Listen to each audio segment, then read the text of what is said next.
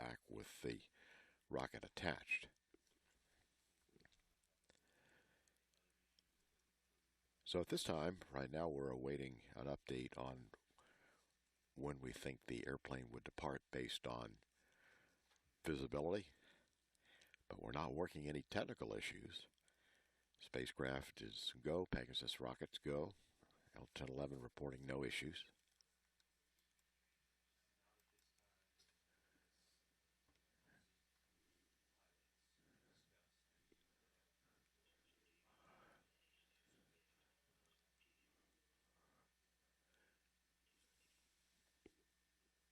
And we're now at T-minus 1 hour, 21 minutes, 58 seconds and counting. This is Pegasus Launch Control.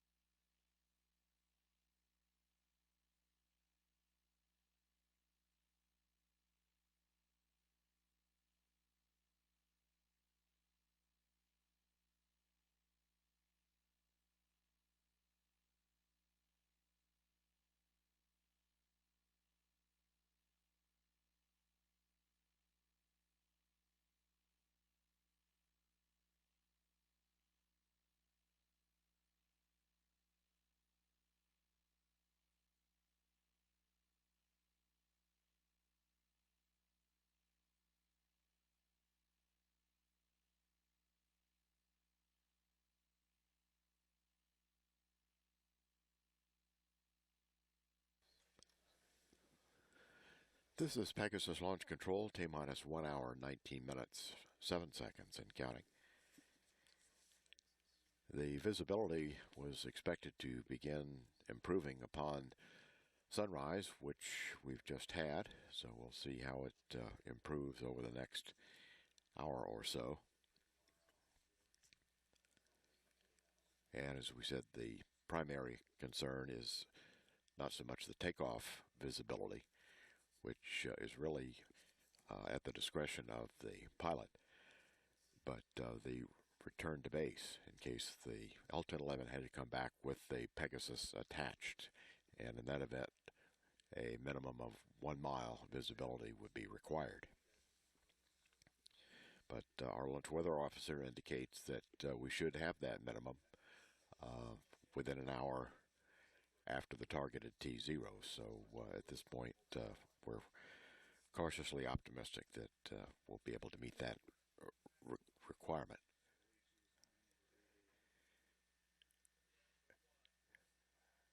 Tower reports 1/2 mile visibility currently at the runway.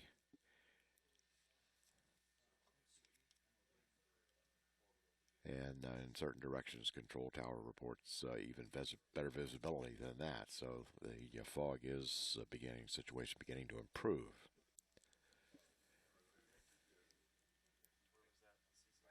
We'll take a look now at some video of what we hope you will see later on this morning.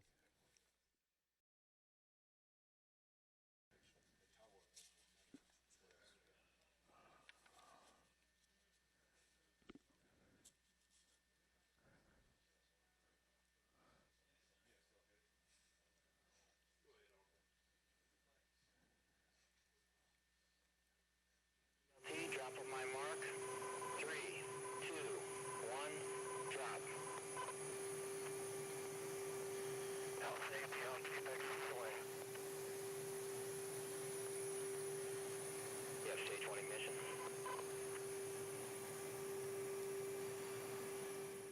That launch occurring from Vandenberg Air Force Base in California on June 27th, 2013. They're preparing now to start another engine on the Aerolten 11.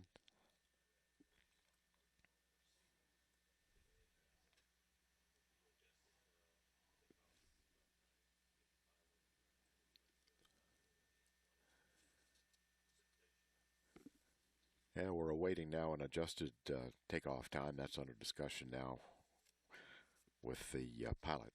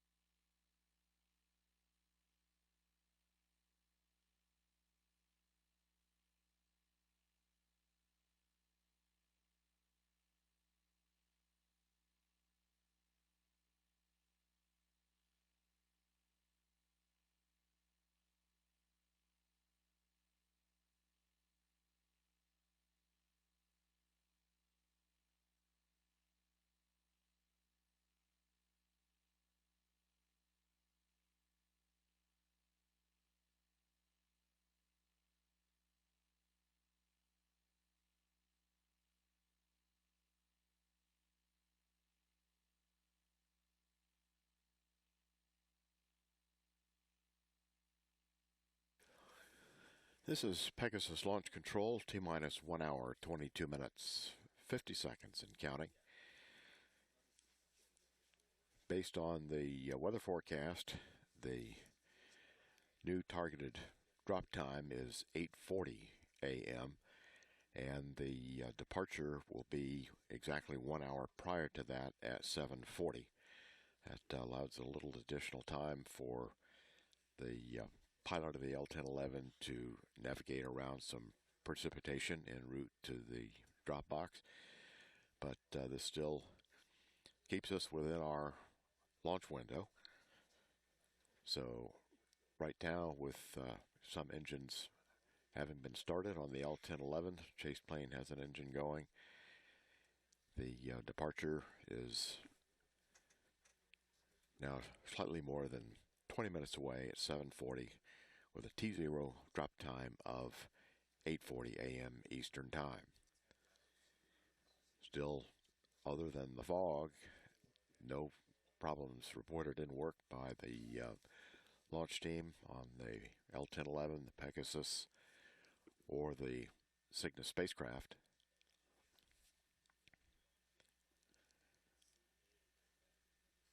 And with the sun coming up, the fog situation is beginning to improve.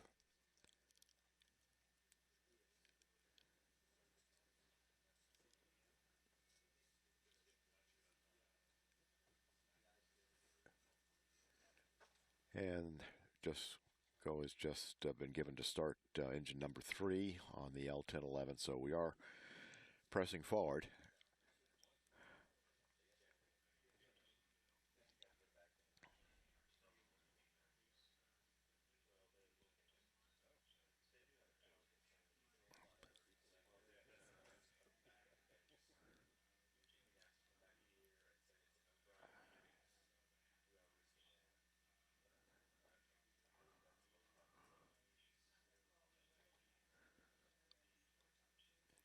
Launch Weather Officer is reporting that visibility limitation constraint is being removed as visibility continues to improve with the sunrise having occurred.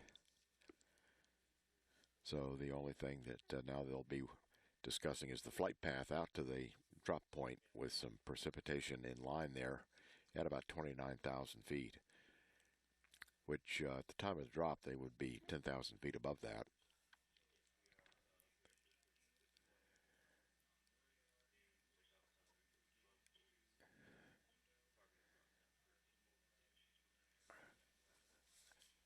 At T-minus 1 hour, 19 minutes, 52 seconds and counting, this is Pegasus Launch Control.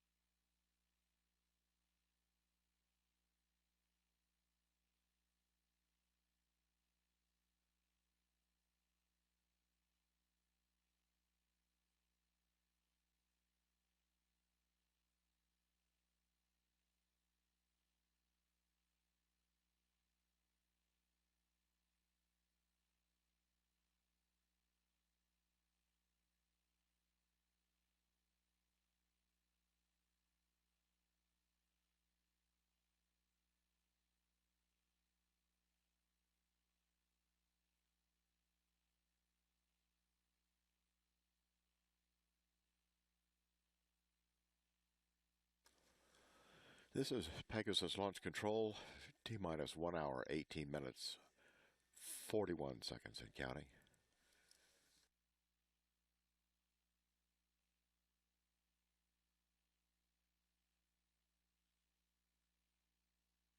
We're going through the L-1011 carrier aircraft pole at this time. Engines continue to be started. The airplane will be taking off on runway 13 at the skid strip.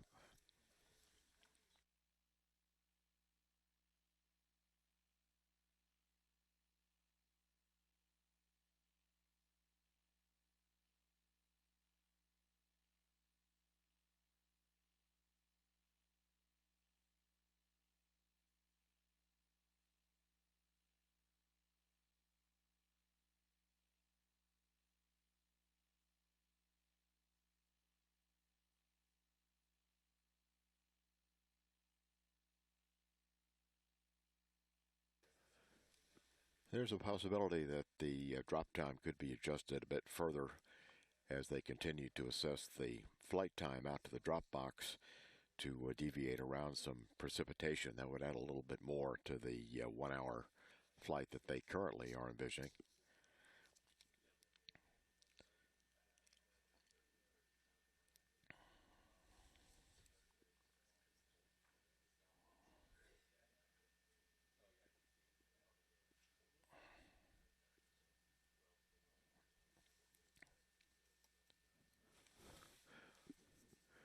Wheels up time now for the L-1011 is 7:37 a.m.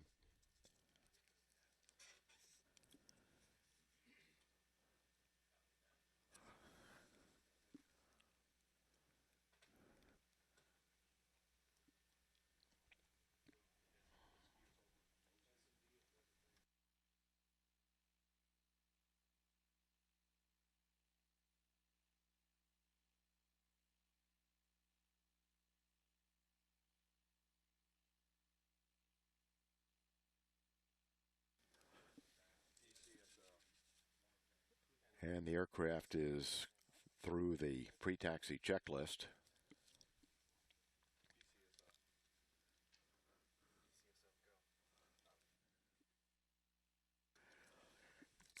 All of the activities now are transitioning from the ground operations net over to the countdown net. And at this time, we should be able to begin to hear some of the countdown activities going on, as well as the return communications from the pilot on board the L-1011. See countdown 1, step 116, Duotron, report status of Link 69 Duotron recorder. LC Peg TM, Duotron recording, ready for taxi. Okay, I copy that, Peg TM.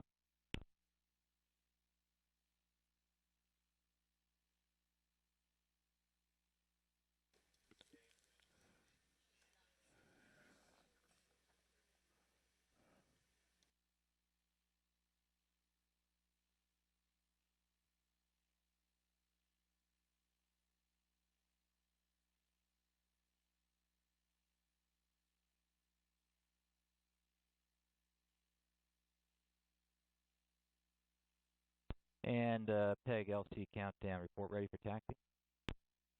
LC Peg ready for taxi. Copy that, Peg.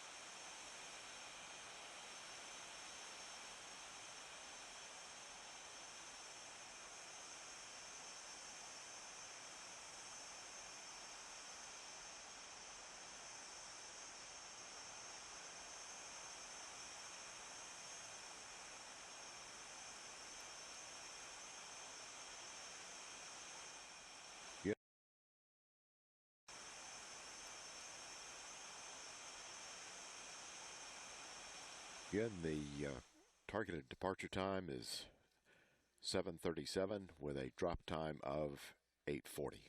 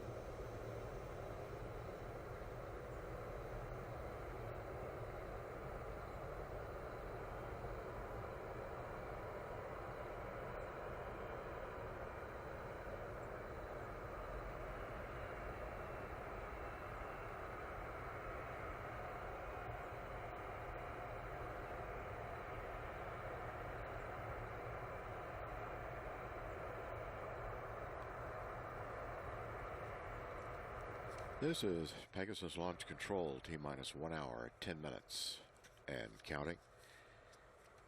The orbital ATK L1011 is now at the end of runway 13, preparing for departure. Our next activity is the chase plane will taxi out and prepare for its departure. Launch today being controlled from the NASA Mission Directors Center at Cape Canaveral Air Force Station.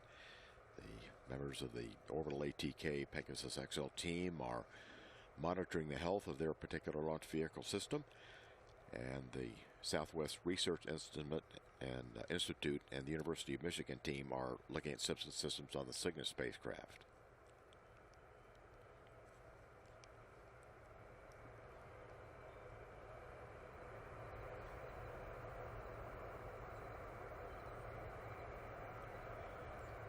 And recall that the chase plane doesn't have the visibility to take off ahead of the L1011. They're going to wait for about 4 minutes after departure of the L1011 before the chase plane departs, because they are not able to meet the visibility minimums for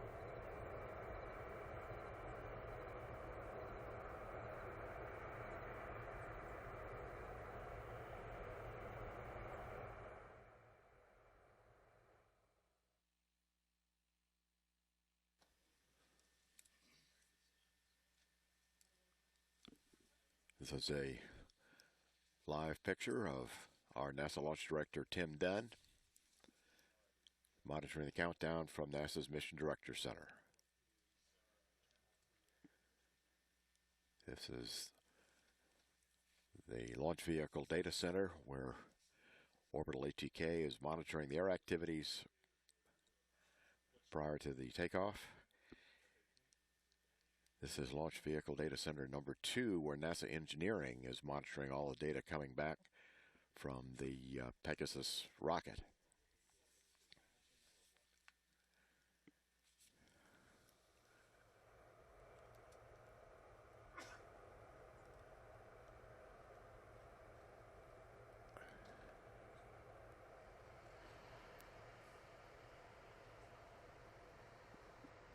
Readiness for takeoff.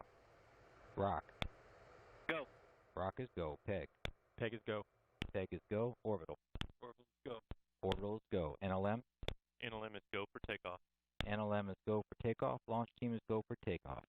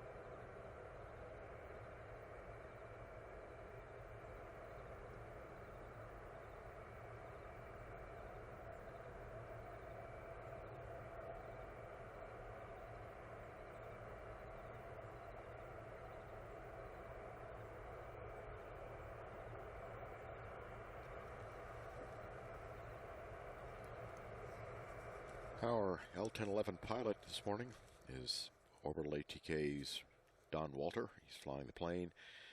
The co-pilot is Bob Gordon. He will actually be the person who pushes the button to drop the rocket from the L-1011 at the targeted T0 time. And also aboard is our flight engineer, Bob Taylor.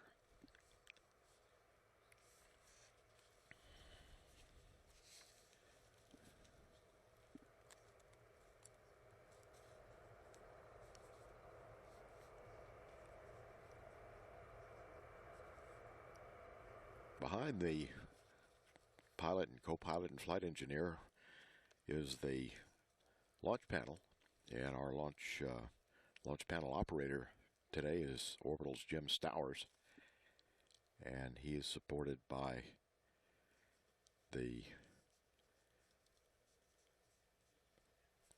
payload launch panel operator, who is Fred First.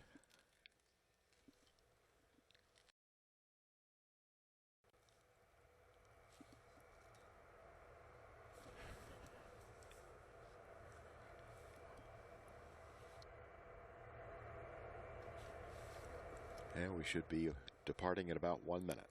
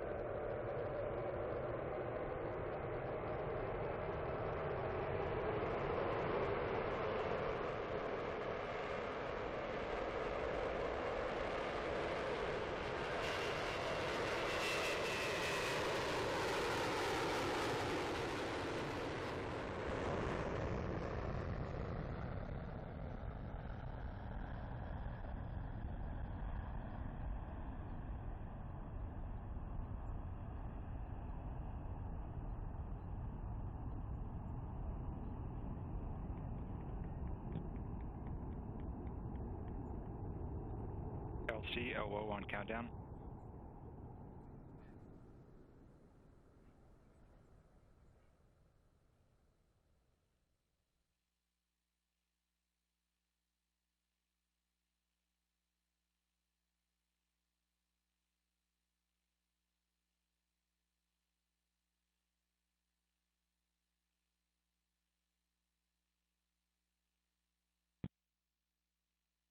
LCLO on countdown.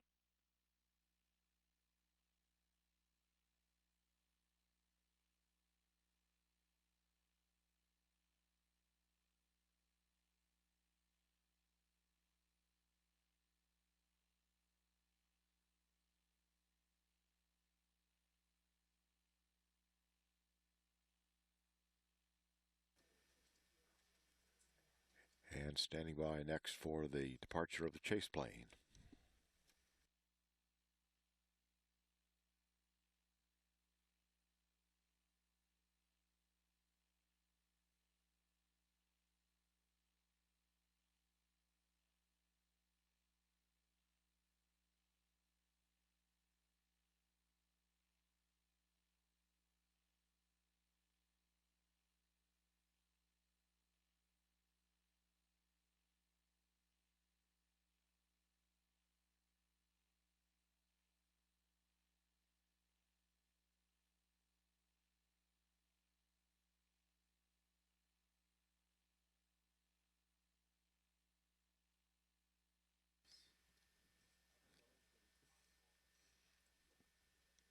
Waiting now for departure of the chase plane. He's assuring that he's got visibility minimums for takeoff.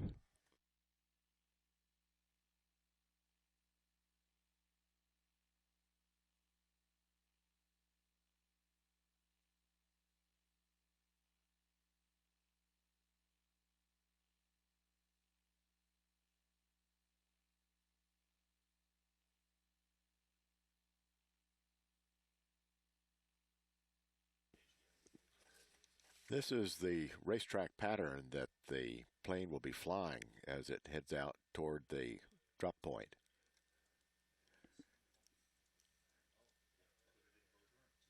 And you can see the L-1011's position, the green dot toward the lower left corner of your screen along the paralleling the racetrack is where the L-1011 currently is. Go, Elwell. Yes, sir. Just wanted to get you an update on the activity that is now in the flight path area. We're measuring cells that are in between P-turn and PIP. It's currently got precipitation top to 36,000 feet, and the cloud top is at 40,000 feet, so they will not be flying through precipitation, but they will be flying through cloud at that point. Okay, I will copy that, and I appreciate the update. You're welcome, sir. And the chase plane flying along with the L-1011 is an FA-18 from NASA's Armstrong Flight Research Center in California. It's being flown by pilot Troy Asher, and flying in the seat behind him is Lori Losi, who is providing the live video to NASA TV and has provided the chase plane video for previous Pegasus missions. So this will include video while the L-1011 is in its planned pre-launch pattern and then capturing the deployment and the initial minutes of the Pegasus flight.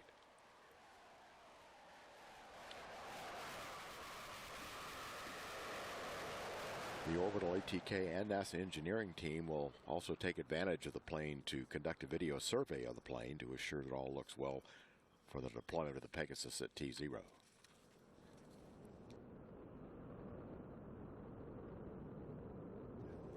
First live video from the chase plane.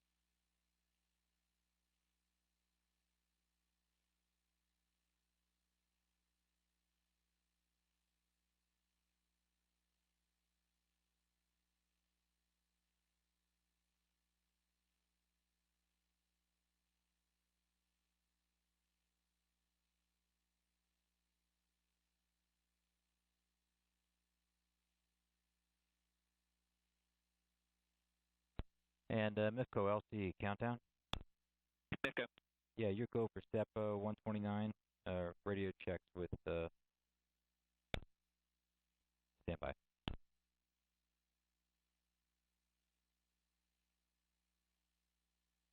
And MIFCO LC countdown. You go for step 129. Com check with the L-1011 on Victor 1. Roger.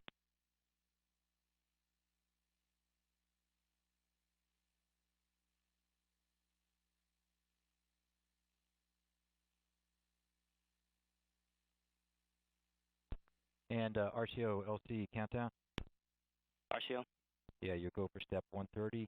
Radio checks with the L-1011 on Victor 1. RCO copy.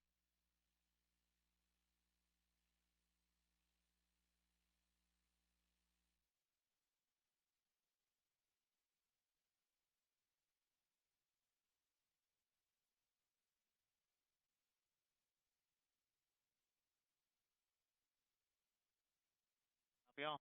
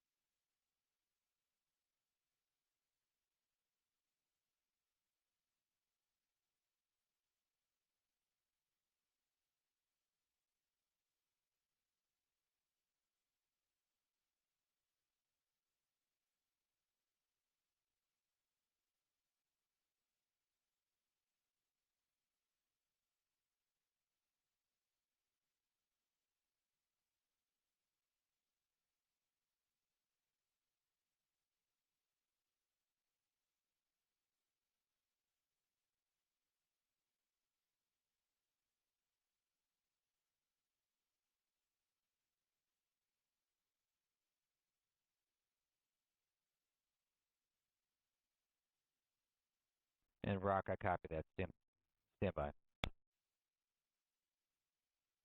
RCO, this is LC. Can I get step 132, verify C-band transponder operation continuing nominal? Yeah, C-band transponder is continuing nominally at this time. Okay, roger that, RCO. We'll check 132. And Rock, stand by. We'll reestablish air to ground here in just a second. They might be doing some work with ATC up there.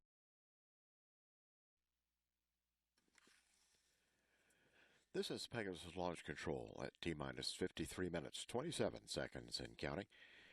We're being joined now here in the Mission Director Center as we head out toward the drop box with Dr. Chris Ruff, Principal Investigator for Cygnus from the University of Michigan.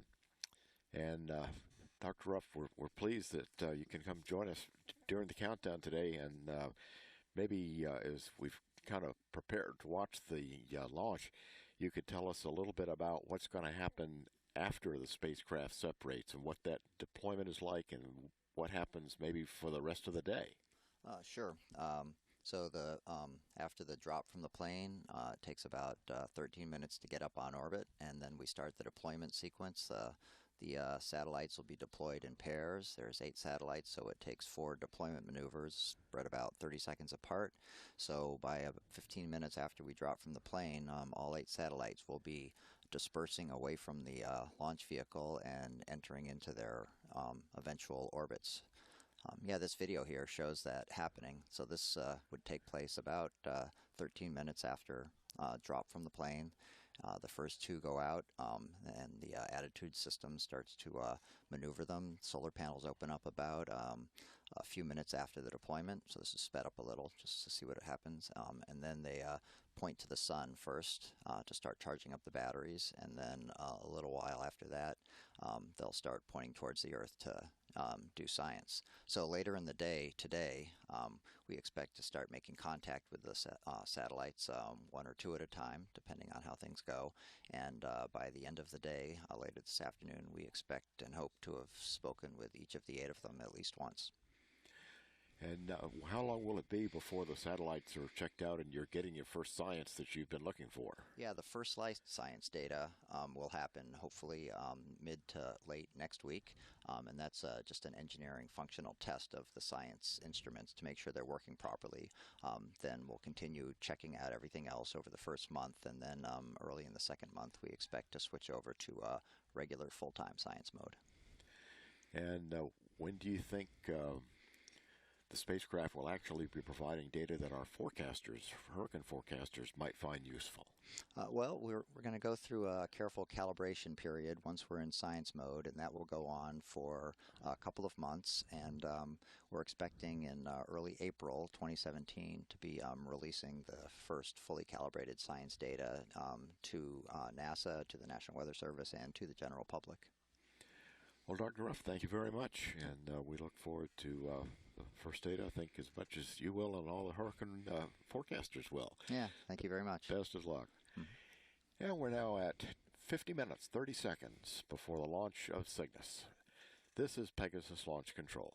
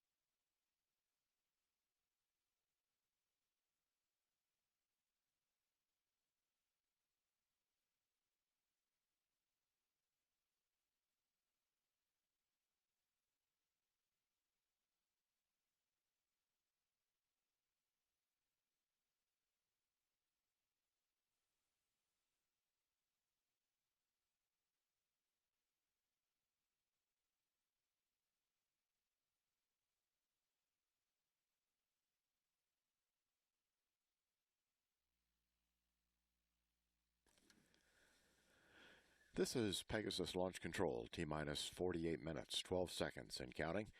The L-1011 with the Pegasus on the way out now to the drop box. All things going according to our plan for drop at 8:40.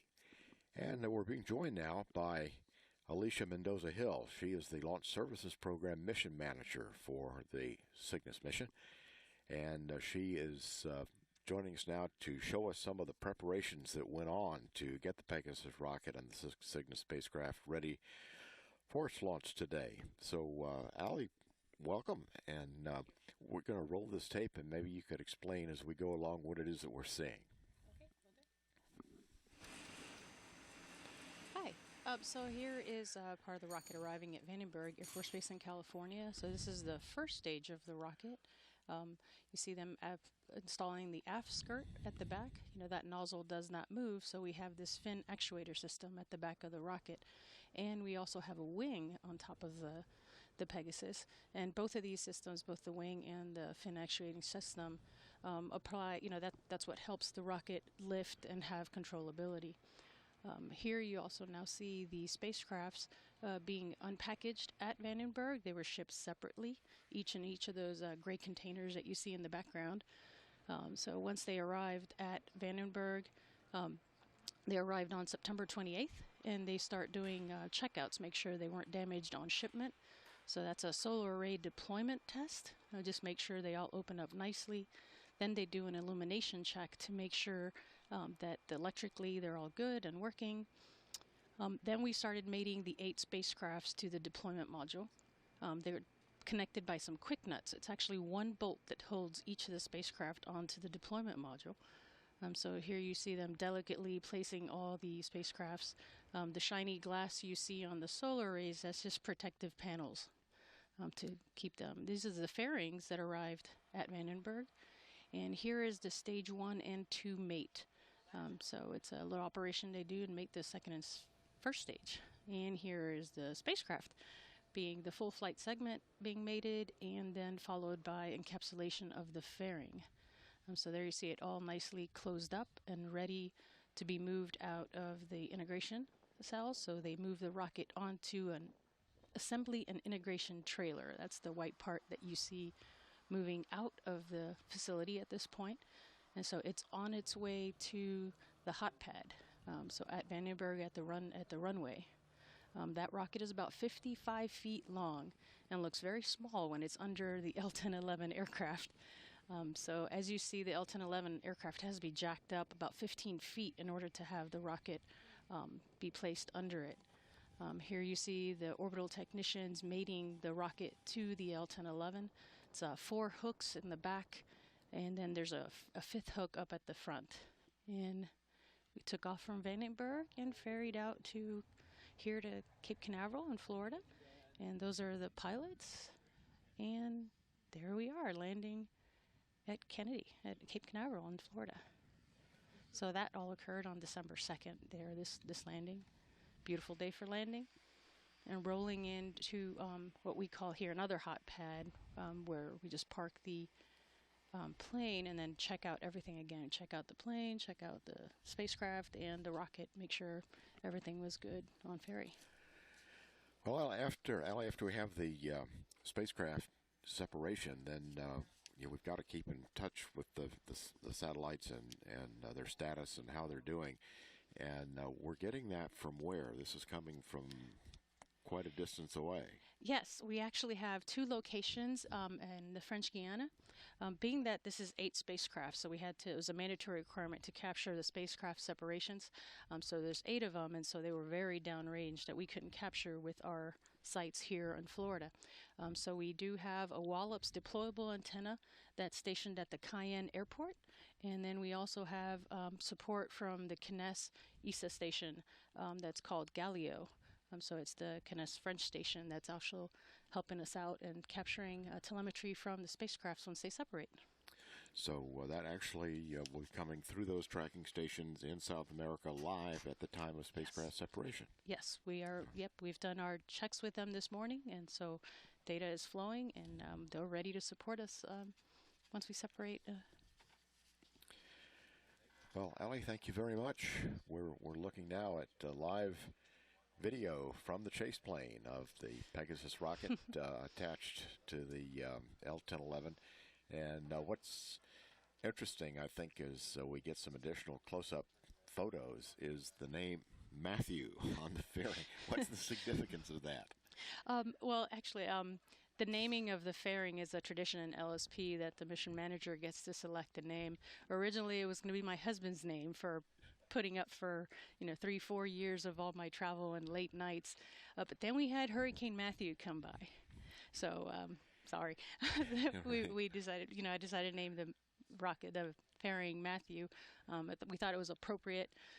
The whole eastern coast of the United States was affected by Matthew at some point, including our mission and the timeliness of, the launch date. It delayed our launch. It delayed our launch. Yep. So, being that Cygnus is out there going to help us better forecast the intensification of hurricanes, what better name than Matthew? Well, thank you very much. Alicia Mendoza-Hill, our Launch Services Program Mission Manager for the Cygnus flight today. Thanks very much. Thank you. Thank you, George. It's a pleasure. And we've been looking at live video, a very interesting shot we saw of the chase plane from the L-1011 looking back down at the chase plane that's been looking up at the L-1011. All the activities are on schedule for our 8:40 drop. At T-minus 41 minutes, 38 seconds and counting, this is Pegasus Launch Control.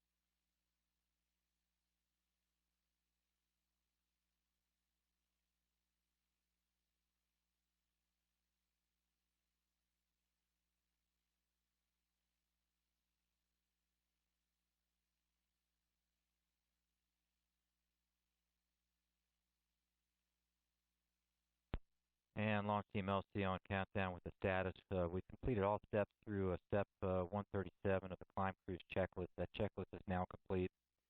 And be advised that we'll be getting waypoint call-outs, a beam of what the actual lat longs that were planned. We're allowing the L-1011 to do real-time diversion to avoid weather as it climbs up to altitude.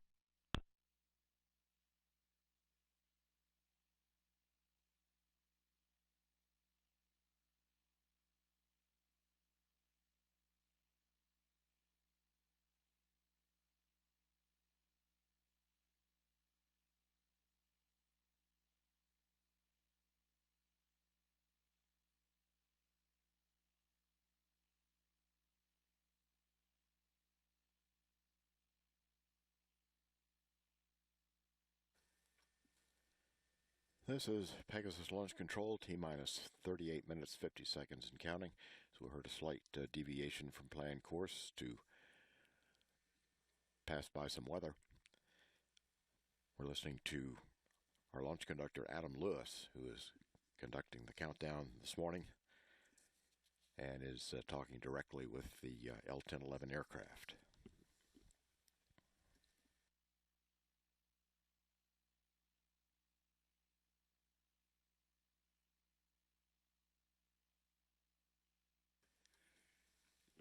And as we continue to follow the Chase Planes live video coming back from out over the Atlantic Ocean, we'll look at a brief video about the Cygnus mission.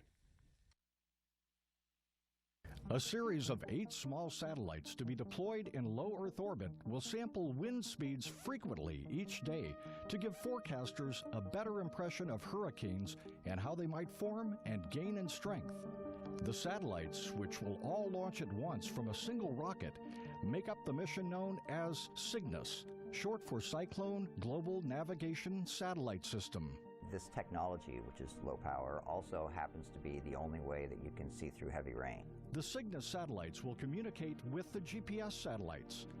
This way, with 8 satellites taking measurements, the area of Earth that can be measured is increased greatly. Successive satellites passing over the same region every 12 minutes. As the Cygnus and GPS constellations move around the Earth, the interaction of the 2 systems will result in a new image of wind speed over the entire tropics every few hours, compared to every few days for a single satellite. Another advantage, the Cygnus orbit is designed to measure only in the tropics, where hurricanes are most often found. The focus on tropical activity means the Cygnus instruments will be able to gather that much more useful data on weather systems exclusively found in the tropics. Normally we have to fly an aircraft into a hurricane to get that precise level of hurricane wind speeds. Cygnus will reach space aboard an unusual rocket. This is Pegasus, and it flies into space after dropping from an airplane, not leaving a launch pad. So a launch off of Pegasus is very unique. It's the air-launched vehicle. So what that means is that the rocket is actually placed under a plane. The plane flies at about 39,000 feet, and then the rocket is released. 5 seconds later, it ignites and leaves the atmosphere. Measuring 55 feet long, the Pegasus is built by Orbital ATK. It uses 3 stages that each burn solid propellants to lift its payload into orbit. For Cygnus, the time from drop to ignition and then release of all 8 spacecraft in orbit will take less than 15 minutes. Although controllers keep tabs on the aircraft and rocket throughout the flight and launch, the drop from the aircraft can be the most intense. Those are very long 5 seconds between the release of the rocket and the ignition of that first stage motor. The rocket guys they're turning on all sorts of stuff, but on console, I'm just holding my breath for 5 seconds until that motor ignites. Although a Pegasus rocket can be launched virtually anywhere, the Cygnus mission calls for a launch near Florida. That's because the main area the satellites will survey is the tropical region of the Atlantic, where many of the hurricanes that threaten the mainland United States form. Because of the hurricane corridor, we have to launch from Florida. The modified L-1011 aircraft, formerly used as an airliner, will take off from Cape Canaveral Air Force Station and head out over the Atlantic Ocean. About 110 miles off the coast of Daytona Beach, Florida, the aircraft carrying Pegasus will begin to fly a racetrack-shaped pattern over the ocean. When all systems check out and the launch director approves the drop, the crew on the aircraft will release the Pegasus to fly into space on its own. We have a very defined box in space and time that we must drop the vehicle so that when we ignite the first stage of Pegasus, it puts us right in line for our mission orbit. The Cygnus mission had been slated to launch earlier this year, but when Hurricane Matthew brushed near Kennedy Space Center, the schedule had to be adjusted. We were originally scheduled to launch Cygnus earlier this year in the November timeframe, but as fate would have it, Hurricane Matthew had other things to say about the Eastern Range launch schedule, pushing us into the December timeframe. So it's probably appropriate for Cygnus that we're launching a little bit later, but because of a hurricane.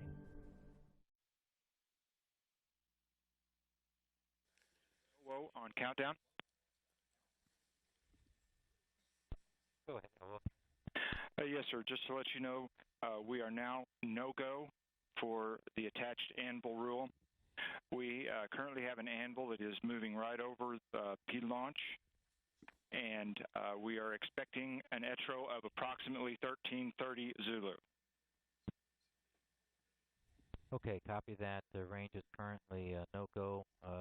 Weather is currently no-go due to an attached anvil. and you're expecting at that waypoint P launch, you're expecting that to clear at 1330 Zulu. That's a good copy.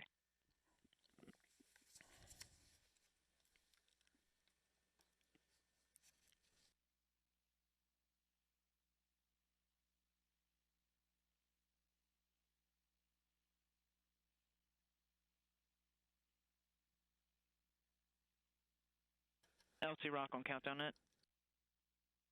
Go ahead, Rock. Sir, the Elbow just reported we're no-go for the attached anvil cloud rule. Range status is proceeding with the exception of weather. We have an expected clear time of 1330 Zulu. This is 10 minutes prior to the current T0. Do you have a plan for it as far as this goes? We're going to go ahead and maintain our current flight path, and we'll reevaluate as we approach 1330. And if you clear, we should be approximately in that final turn as we're heading out on waypoint PIP. So we'll look for your call at 1330. Copy all. Thanks.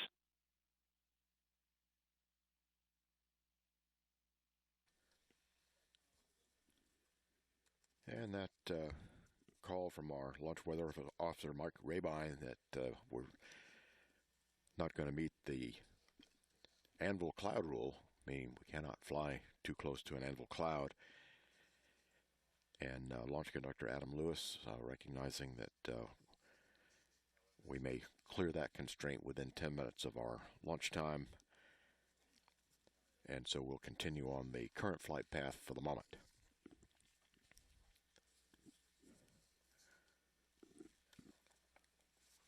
So at this time, still targeting a drop about a half an hour from now.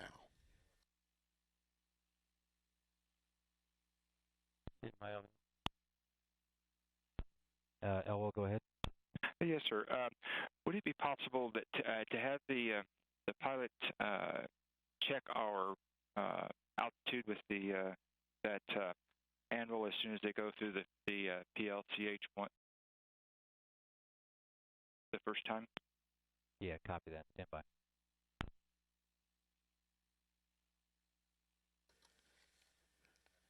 Airplane now approaching the point at which we would drop the Pegasus.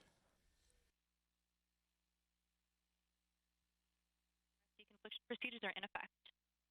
Okay, roger that. Thanks, Rock. The L-1011 is the green dot following the line along the chase racetrack pattern. And the aircraft will proceed through what they call P-launch, which is the drop point.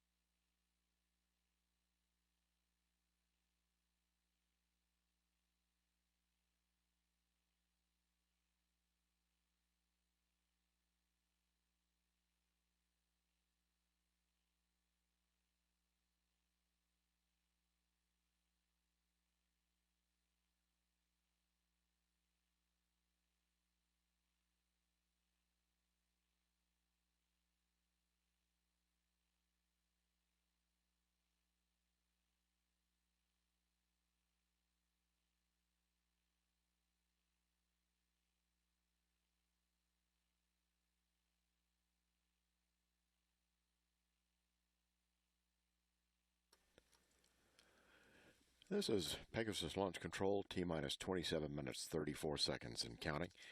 Once the Pegasus is dropped, ignites, and heads out over the ocean, it will be on a launch azimuth of 110.56 degrees.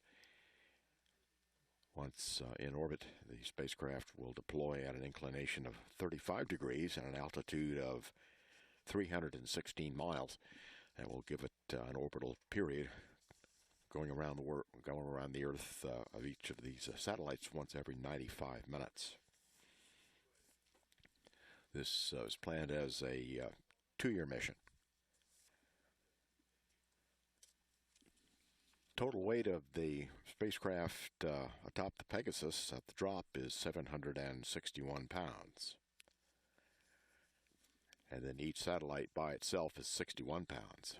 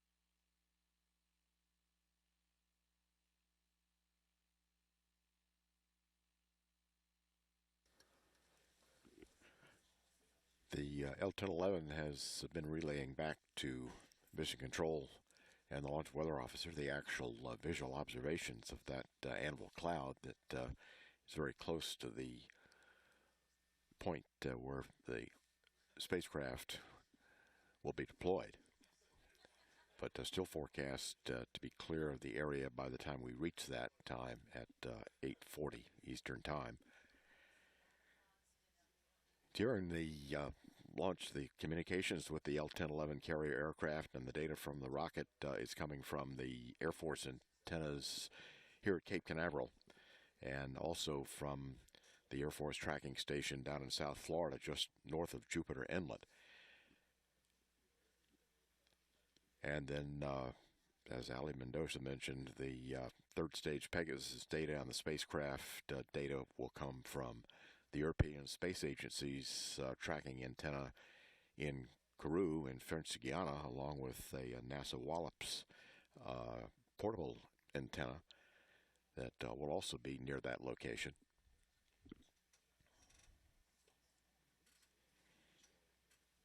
The first contact the rocket and the spacecraft will have with the South American stations at about launch is about launch plus 7.5 minutes. And our launch of signal from the Cape here will be at 8.5 minutes. And then slightly after that, 8 3/4 minutes from the Jupiter Inlet station.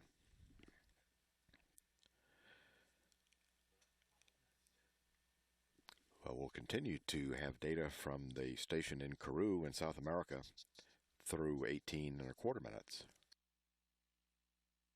Our Pegasus internal power checklist, and during missed our captive carry out to waypoint P launch. L-1011 has been diverting around some weather on its way as it is tracking the flight track, although it is back on flight track at this time. Our next expected waypoint is waypoint P turn. We're expecting that at approximately Zulu time of 13:20. So in about 3 minutes, we should be getting a waypoint call on that, at which point we'll be about 22 minutes, about 16 minutes from drop.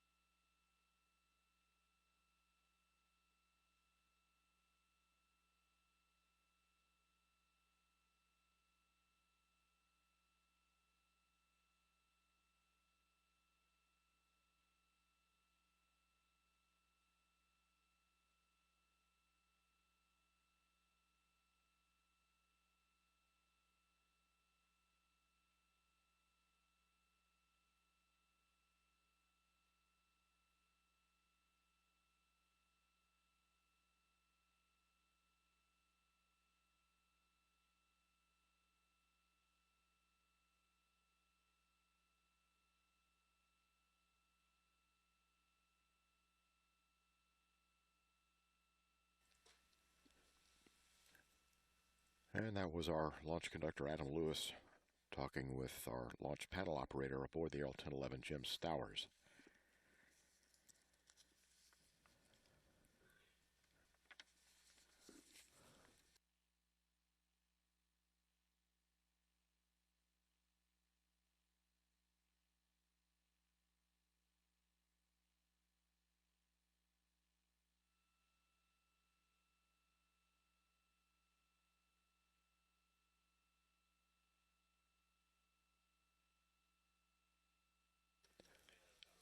As we enter the polls toward the end of the countdown, besides our NASA launch director Tim Dunn giving NASA's go for launch, we'll also be hearing from the NASA Cygnus mission director Jim Wells from the Langley Research Center.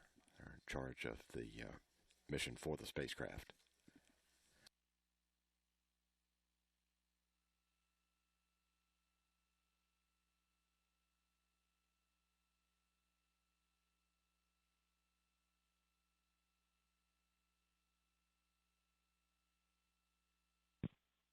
LC, LO, this is LC, this LO on CDNet. Stand by, LO.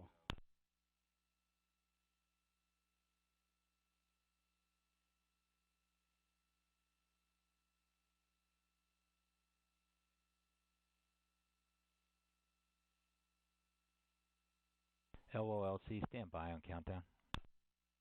Standing by.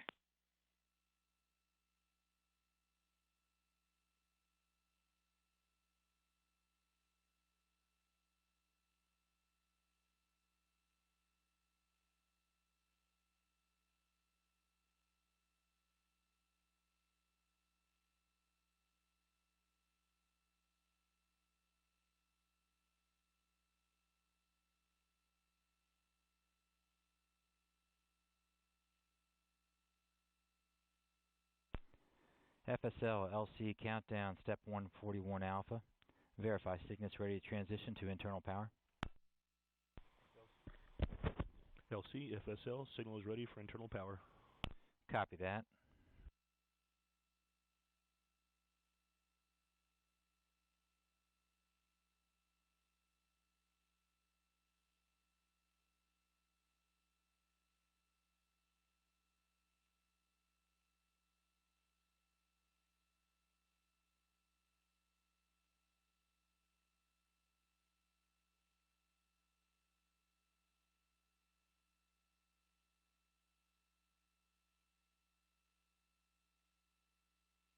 LC, FSL, confirm Cygnus on internal power. I copy FSL. We'll check 141 Charlie.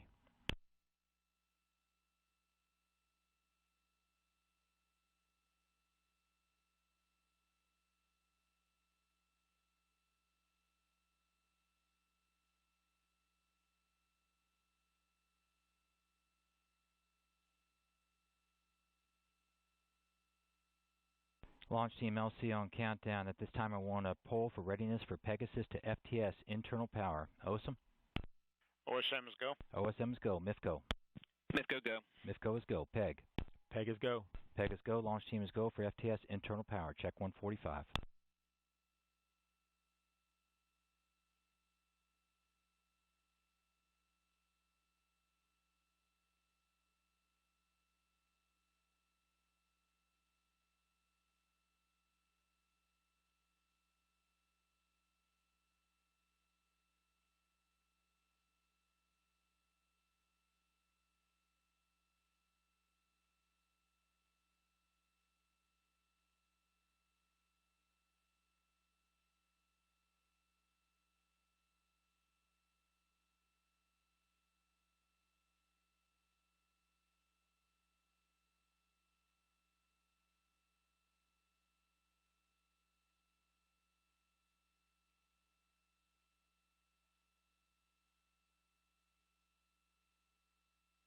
LC Peg, FTS on internal power and nominal. Copy, Peg. Check 147.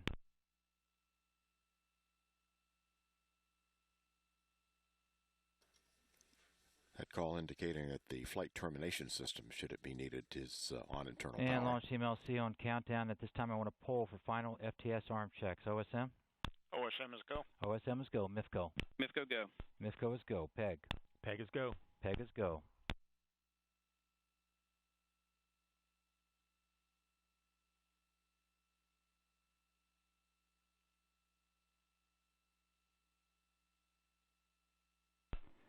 MIFCO LC, send and remove arm command. Roger, on my mark, sending arm. 3, 2, 1. Mark. Arm sent. Arm removed. CSC send check channel.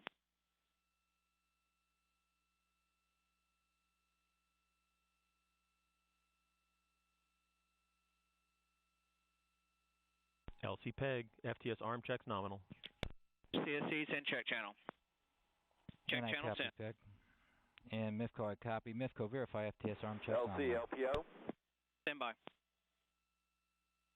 Go LPO.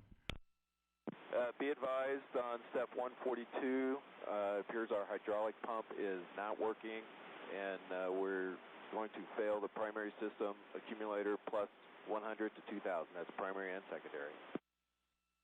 And that's Alpha 11. Okay, I copy that. LPO, stand by. Stand by. LC, MIFCO, countdown net, FTS arm checks nominal. Copy that. MIFCO will go ahead and check step 151.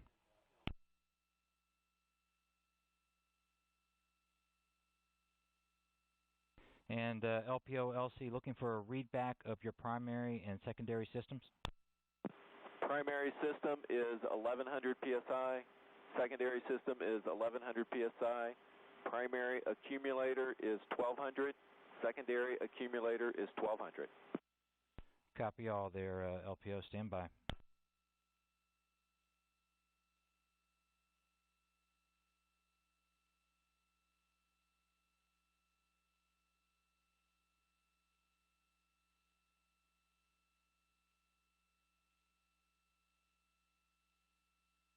And Flight Crew LC on Victor 1, be advised that we have actually completed our FTS arm checks are complete at this time.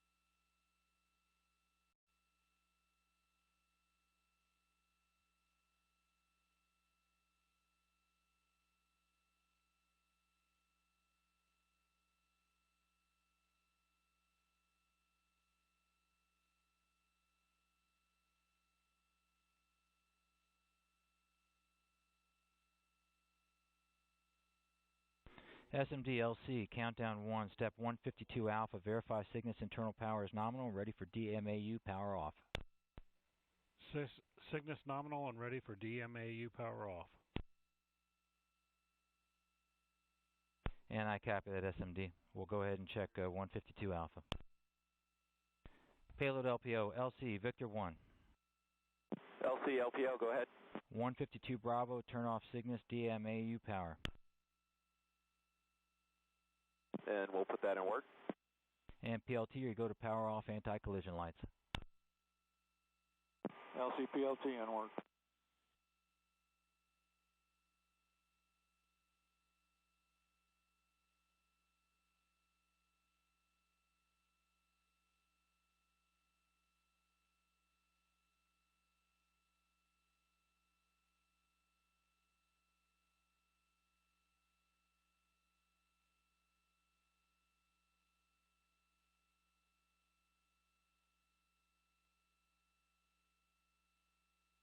LC, LPO, 152 is complete.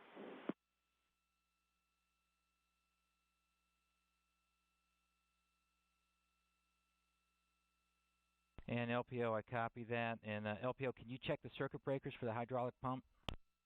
And LC, LPO, we've already cycled those, and we're down manipulating the pump now. Copy that.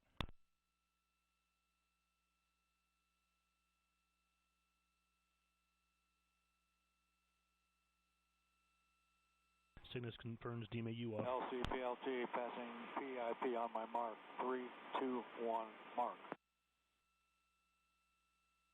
And I copy waypoint PIP. I can verify launch window is go. I can verify launch window is go.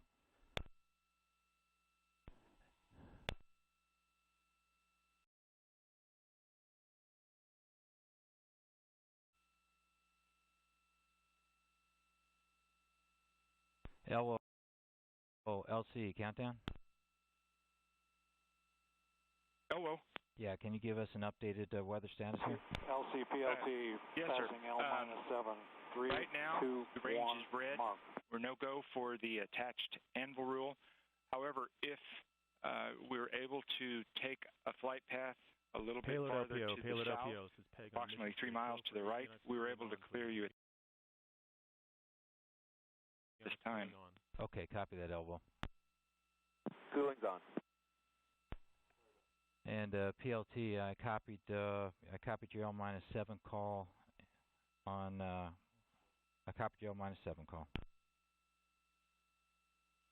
And PLT also be advised that LWO is going to be red on weather if we go directly down to waypoint P launch. If you were able to keep about 3 miles south of waypoint P launch but still inside the safety box, then he would give us a green for weather. LC, PLT, roll call. And LPO, be advised also that we are red currently for hydraulic system.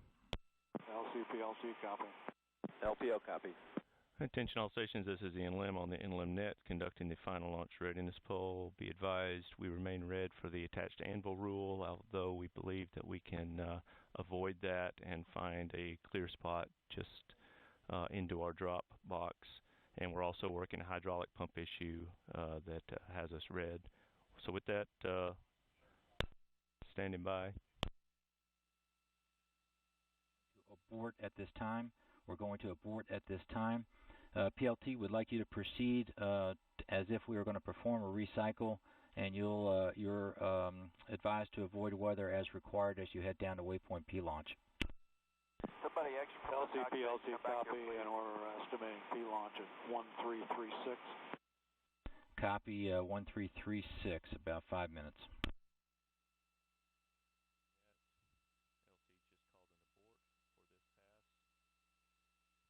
And launch team, we're going to go ahead and primarily due to the hydraulic pump anomaly that is being worked. So proceed into the recycle checklist for a second attempt.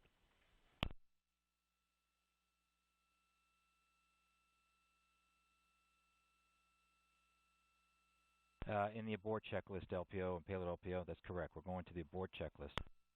LPO copies.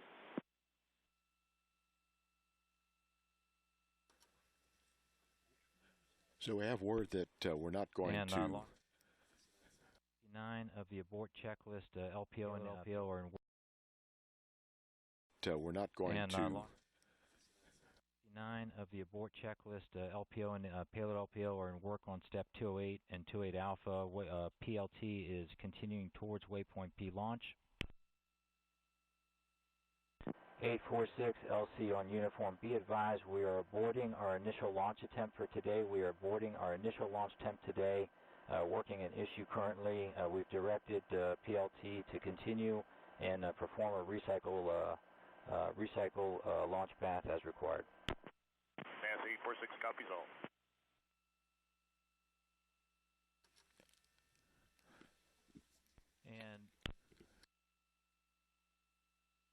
And PLTLC on Victor, I'll wait, even if you're north of beam of the waypoint or south of P-launch, I'll wait for your mark call as you go beam of that waypoint. LCPLC copy. In summary, the launch attempt, at least this time around, has been aborted due to a hydraulic problem which they're troubleshooting. So we are assessing whether or not we will be able to make a second attempt, go around for an additional attempt today, which in the window we have may be possible. So we're standing by for official word on whether or not they're able to resolve the hydraulic problem, and also getting a weather forecast to assess that situation, and then determine whether or not we'll make a go for our second deployment opportunity. I copy that. We'll check 216 complete. Pegasus is back on an external tower.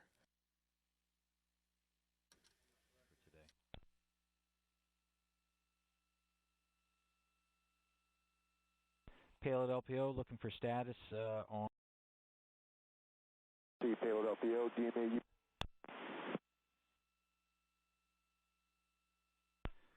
And Payload LPO, I copy DMAU power on. Check 218 Bravo.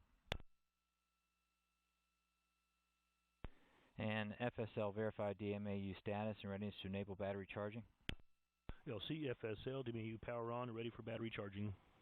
I copy that, FSL. Check 218 Charlie, and be advised you're coming in very faint. Payload LPO, your go for step 218 Delta. Enable Cygnus battery charging.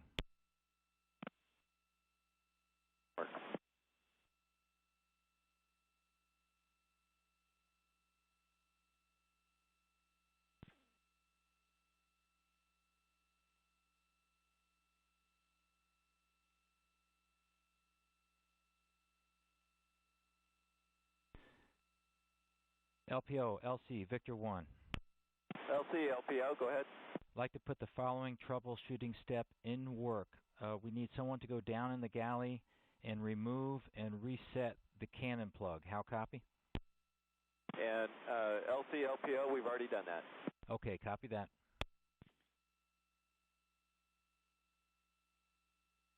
LC, RCO, MEFCO, this is the Rock on Countdown Net. LC on countdown. RCO, MEFCO. LC, I was just getting some information on the abort. That was just provided on VDL. We've aborted due to a hydraulic system issue right now. We're working anomaly steps on that. LCPLT passing P-launch on my mark. 3, 2, and 1. Do you have any plan on a recycle? We've aborted due to a hydraulic system issue right now. We're working anomaly steps on that. LCPLT passing P-launch on my mark. 3, 2, 1. And do you have any plan on a recycle? LC Payload LPO, Cygnus battery charging enabled. Yeah, I copy that. Payload LPO. We'll go ahead and check step 218 Delta. And the PLT, I copied the waypoint P launch at approximately 13:36:20. Over. LC on countdown. Do you have any? RCO. Yes. RCO. At this time, we are directing PLT to perform the recycle launch track, and we will go ahead and get a retargeted T0 for you in just a minute. RCO copy. Copy, sir. MEFCO, how copy? 140 Sierra Charlie, Cape Control. Cape Control, November 140 Sierra Charlie. Have you verified Jackson Navy is your alternate? Patrick Air Force Base is our first. Roger that, understand. I just want to check on Jacksonville, whether it's the International or the Navy. We want to get a weather report. preference would be, Patrick? They're broken with 200 right now. Copy. And RCO LC on countdown. And LC, LPO. RCO. Go ahead, LPO. Just to give you a quick status, we have cycled all the circuit breakers several times. We've beat on the pump a couple times. We have disconnected, reconnected the cannon plug a couple times. We can hear the relay click, but the pump is not coming on.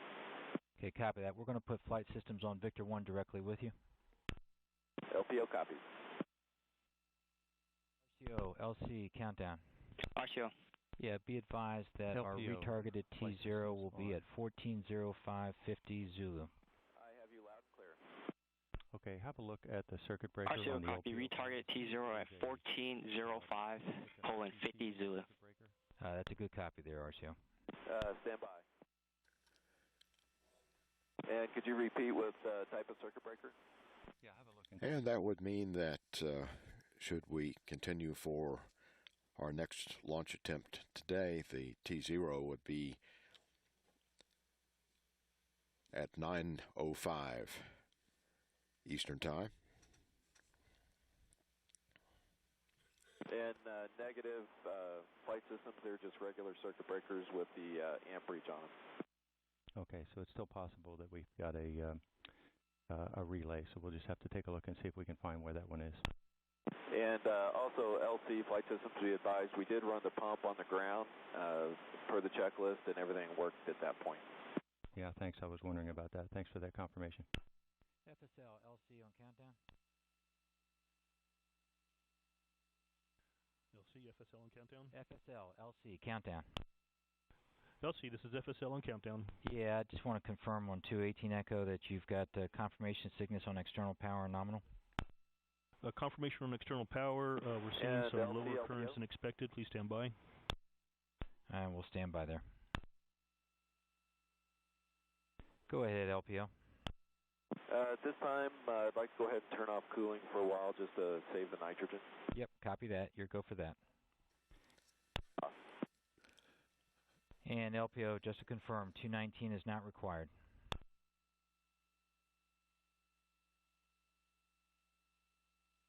.219 is not required.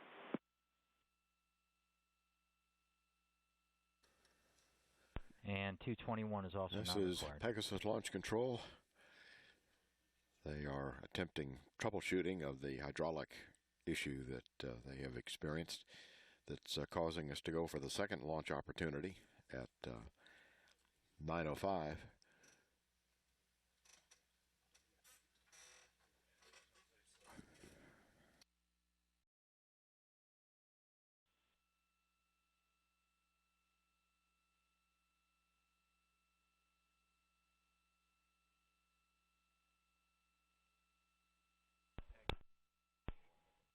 LPO, PEG on Mission Freak. Tag LPO, go ahead. Yeah, the only further troubleshooting request we had here was, have you already tried just energizing the pump multiple times in a row to try to free the motor? Affirm, that's been done many, many times. Okay, we copy that, LPO. Thank you. And LPO And, flight systems. FSL LC just on confirm countdown. you've done that while giving a Go technical FSL? tap on it at the same time. Yeah, Sorry, go did you give me LC? confirmation on 218 Echo that power was nominal? Negative. We're not pulling any current on the batteries. The voltages are good. We do not have an anomaly this time. We're evaluating the power model to make sure there's no issues. All right, I copy that. And payload LPO, this is LC on Victor 1. LC, LPO, go ahead. Payload LPO.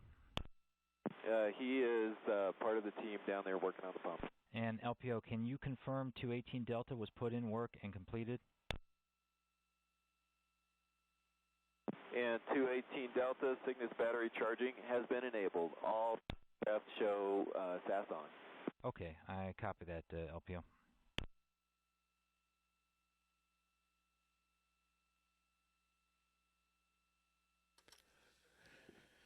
This is Pegasus Launch Control, T-minus 23 minutes, 30 seconds and counting, targeting a new T0 of 9:05.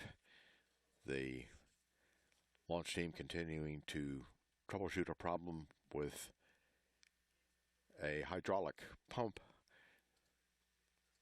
that is currently red. And we're looking now at the weather for return to Cape Canaveral or Patrick Air Force Base or Jacksonville Naval Station, looking at all the options in case they decide to come home and can't make the second attempt today.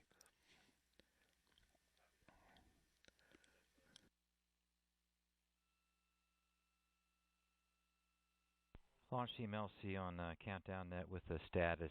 Currently, the engineering team is attempting to troubleshoot an issue with the hydraulic system. This is the hydraulic system that controls the release mechanism for Pegasus from the L-1011. We've put in work the recycle checklist, or excuse me, the abort checklist to get everything safe. So all systems are in work right now, getting everything safe. And at the same time, L-1011 is flying back due west right now, and we'll be resyncing Pegasus internal power checklist when we get to waypoint PINS.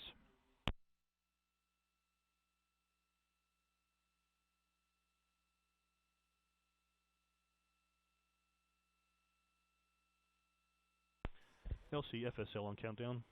Go ahead, FSL. We are green on power. Okay, I copied that. FSL, we'll go ahead and check 218 out to Echo complete.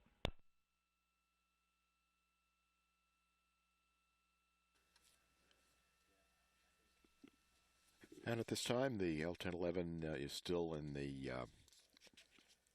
racetrack pattern, now heading back toward the west for a possible return to the what's called the P-launch point, which is the drop point.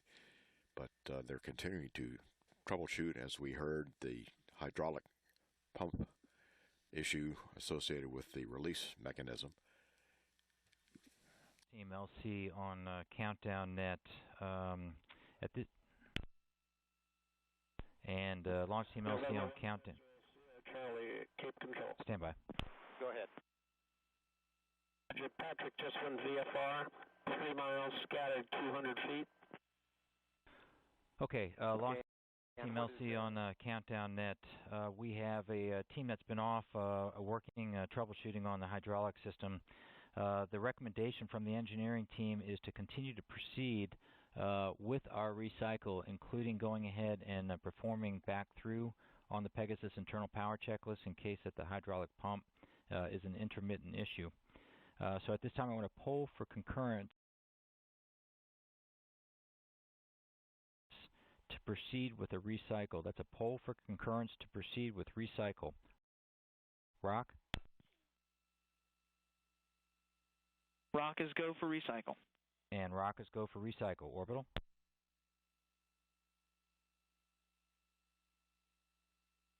Orbitals go for recycle.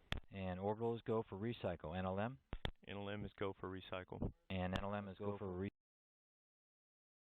And launch team, if I can get everybody over to the recycle checklist.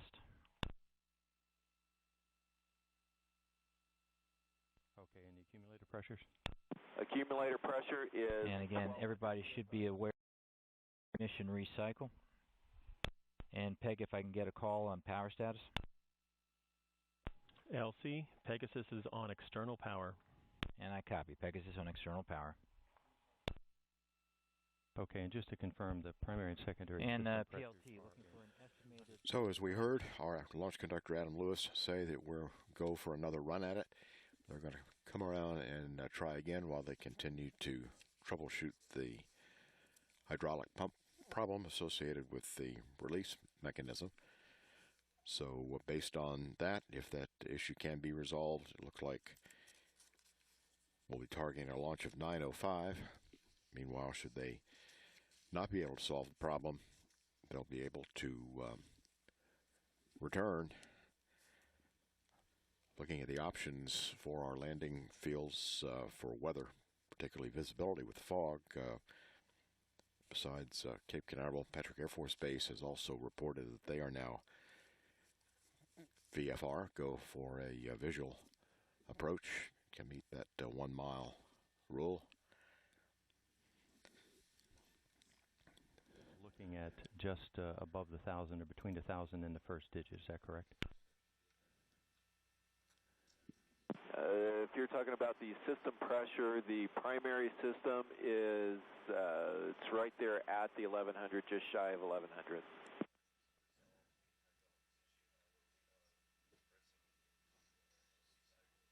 Flight systems copy.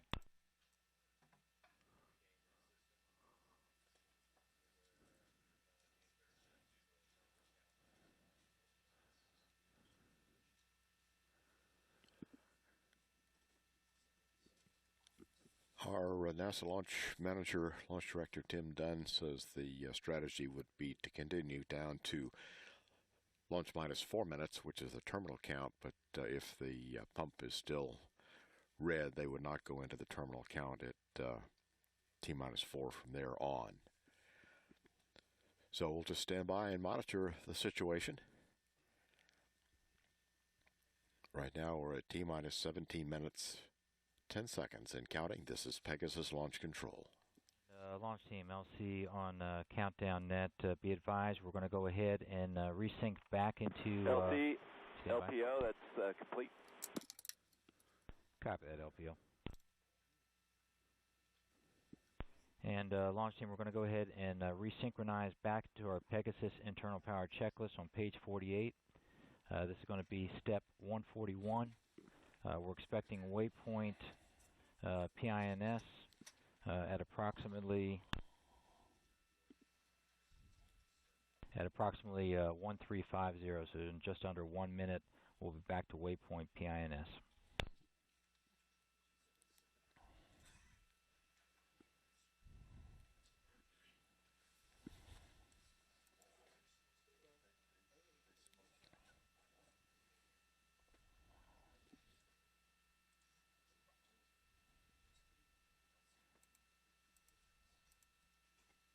And LPO, as we are continuing through our towards waypoint B-launch, we're going to continue to request that you autonomously just continue to retry the hydraulic pump.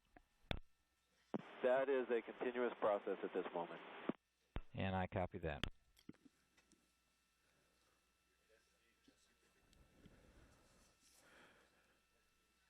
That is our launch conductor Adam Lewis talking with Jim Stowers, our launch panel operator on board the aircraft,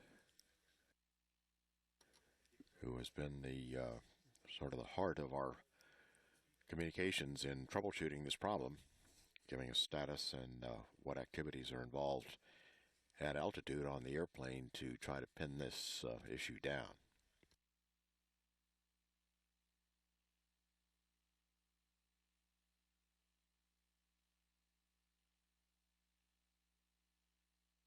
Passing PINS on my mark. 3, 2, 1, mark. And I copy waypoint PINS. We'll go ahead and check step 141 complete. Check step 141 complete.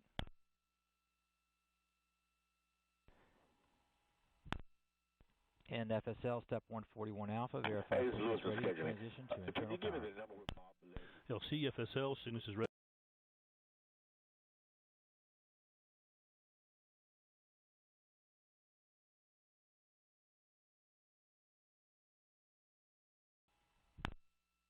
And FSL step 141 alpha, verify signals ready to transition to internal power. LC FSL, signals is ready for internal power. Roger that.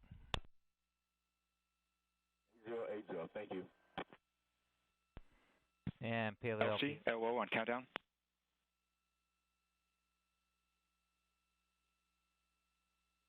Steps in work. Go, Elwell. Yes, sir. Be advised, we have cleared the attached anvil rule violation. We are currently green on all constraints. However, we do have some additional cells off to the southwest that will likely be affecting the flight path within 15 or 20 minutes. Copy that. Roger. Did we just check with the other department? They are expecting XMR to become VFR shortly. Thank you. LC, LPO, 141 Bravo is complete. Cygnus disabled. And I copy 141 Bravo complete LPO. And FSL LC verify Cygnus on internal power. LC FSL, Cygnus is on internal power. Copy that FSL.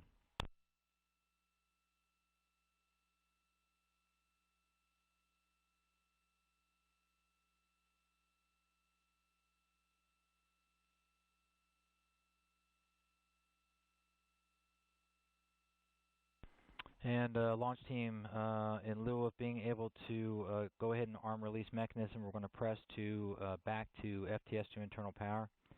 So I'd like to poll for FTS to internal power at this time. Step 145. OSM? OSM is go. OSM is go. MIFCO? MIFCO go. MIFCO is go. PEG? PEG is go. Launch team is go for FTS internal power. LPO, LC, step 146, transfer Pegasus FTS to internal. LC, LPO, that's in work. LPO flight systems on Victor 1. Standby flight systems, FTS to internal on my mark. 3, 2, 1, mark. FTS external enable is off. Copy, LPO. LC PEG, FTS on Flight internal systems, power and nominal. Copy, PEG. How about the... And launch team, at this time I want to poll for final FTS arm checks. OSM? OSM is go. OSM is go. MIFCO? MIFCO go. MIFCO is go. PEG? PEG is go. PEG is go. To the pump. And LP, repeat. What we're finding at this moment is that there is no power to the pump. Okay, copy. We have negative power to the pump. And LPO, are you go for final FTS arm checks? LPO is go. Copy. LPO is go. MIFCO, LC, step 149, send and remove arm command. Roger, on my mark, sending arm. 3, 2, 1, mark. Arm sent. Arm removed. CSC send check channel. Check channel sent. And LC PEG, FTS arm checks nominal. And I copy that, PEG. MIFCO, verify FTS arm checks nominal. Standby. LC, LPO, also be advised I just turned cooling back on. Copy, LPO. LC, MIFCO, countdown net. FTS arm checks nominal. Roger that, MIFCO. Flight crew, be advised, FTS arm checks are complete. SMD, LC, step 152 alpha, verify Cygnus internal power is nominal, ready for DMAU power off. And SMD, you're coming in too faint to understand. Let me get back to you. Hold on 1 second, please.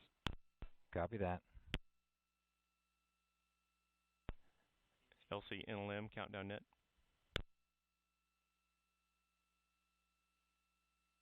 Go ahead, NLM. Yeah, just wanted to know, have you had an adjustment to our targeted drop time should we be successful? That's a firm. Current estimate for targeted T0 is 140550. SMD is copy good that, for power 140550. And that's a good copy. And SMD, I copy, you're good for power off.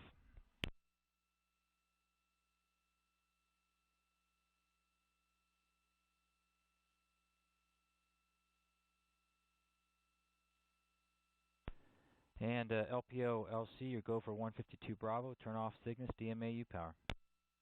LC, LPO, that's in work. Copy and work, and PLT, you go to power off anti-collision lights. LC, PLT in work.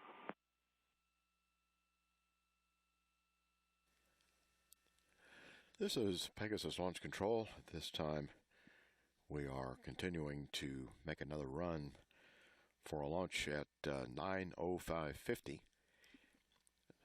However, no joy on the hydraulic pump issue as yet associated with the release mechanism. LC, LPO, step 152 Bravo is complete. Flight systems.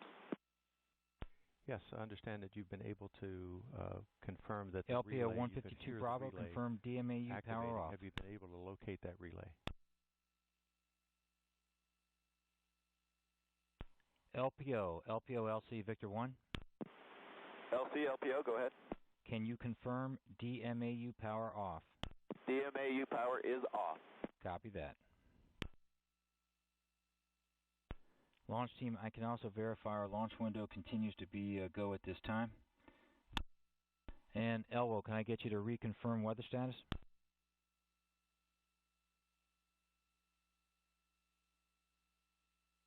And Elwo, LC, countdown. And Flight Systems, LPO, could you repeat your last, please? Yeah, Flight Systems, just Elwo, LC, countdown. Physically locate the relay for the pump. Hello. Elwo, can you reconfirm weather status? Yes, sir. Right now we are currently go on all constraints. However, we are looking at additional cumulus rule violation. We will be able to get out of that rule if you're able to take a flight path that is approximately 2 miles left and 5 miles downrange. Okay, what you're saying right now is you think we are no-go for weather at the drop point. Is that what you're saying? Yes, sir, that's correct. Taking a path 2 miles to the left and 5 miles downrange will get us in a green situation. Okay, I copy that, Elwo. I believe that we reset the RCCV. PIP on my mark. 3, 2, 1, mark. And I copy waypoint PIP.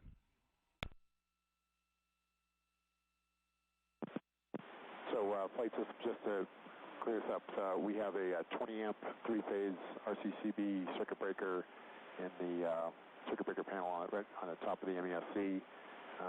That relay, that circuit breaker was cycled multiple times. It popped out a couple of times, so I suspect that there's some reason why that RCCB is not functioning correctly. Go ahead, LC. Yeah, I want to know, do we really want to continue to avionics internal power? OCE says he wants to, so we can get on to power, but then we're going to immediately stay red at the next pole. And Flight System Philadelphia, that's negative. It's a standard push-pull 20 amp 20 amp circuit breaker. In other words, just push it until we actually have to declare the word. On Victor 1. LC, LPO, go ahead. You are go for avionics to internal power. Avionics to internal on my mark. 3, 2, 1, mark. External power supply is off now. Copy, LPO. LC Peg, avionics on internal power and nominal. And I copy that, Peg. 3. LPO, you verify drop waypoint entered in GPS. LC, LPO, drop waypoint is entered. And I copied L-6 PLT. Payload, LPO, you go to disable soft ride heaters. And LC, payload LPL, soft ride heaters off now. And I copy that, payload LPO. ROC, report range status.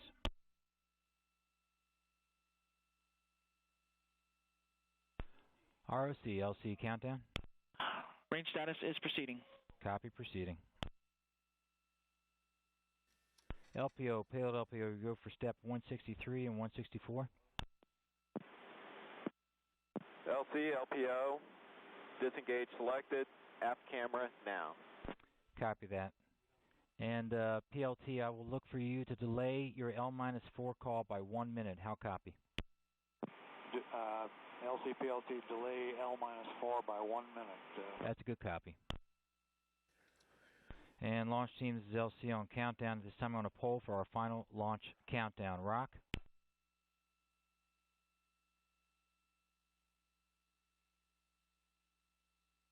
And Rock, LC, countdown.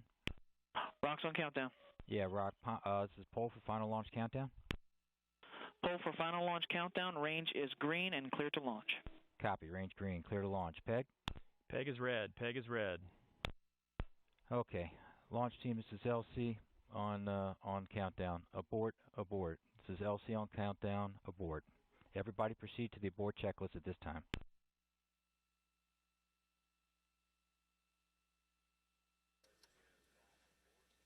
So we have aborted our second launch attempt for today. They've had some success in isolating the problem to a circuit breaker that does not stay engaged, that's associated with a three-phase power to the release mechanism. They're now turning the plane around to vector back toward Cape Canaveral.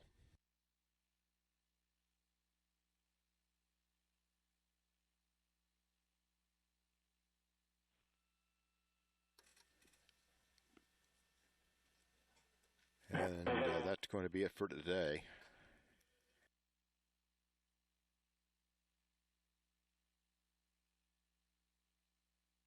Charlie is turning now back toward KMXR. It'll be a wide turn. Roger that. And recycle your transponder, please. Recycling. And they are headed back toward Cape Canaveral, toward the Cape Canaveral Air Force Station runway.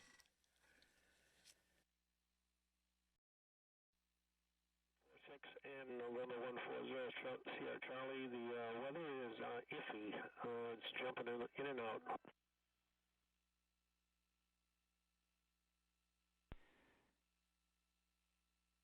And LPO, LC, Victor?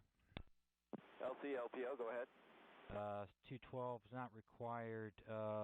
Status on 213? 213 is complete. 214 is complete. 216 is not required. 218 is not required. And 219 is not required. NLC PEG, step 215. Pegasus is on external power and transient power is off. And copy LPO, and I copy PEG. Visibility at the runway at Cape Canaveral is a bit inconsistent, so they'll continue to assess that on the way back in. Temperature and altitude. LC, PLC, standby. And payload LPO, let's see, step 218 alpha, that would be not required. And payload LPO, you go for DMAU power on.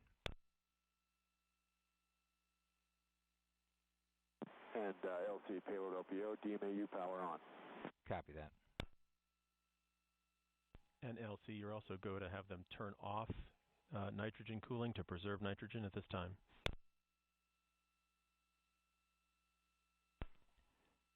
And LPO, LC, Victor, you go for cooling off at this time. Cooling's off.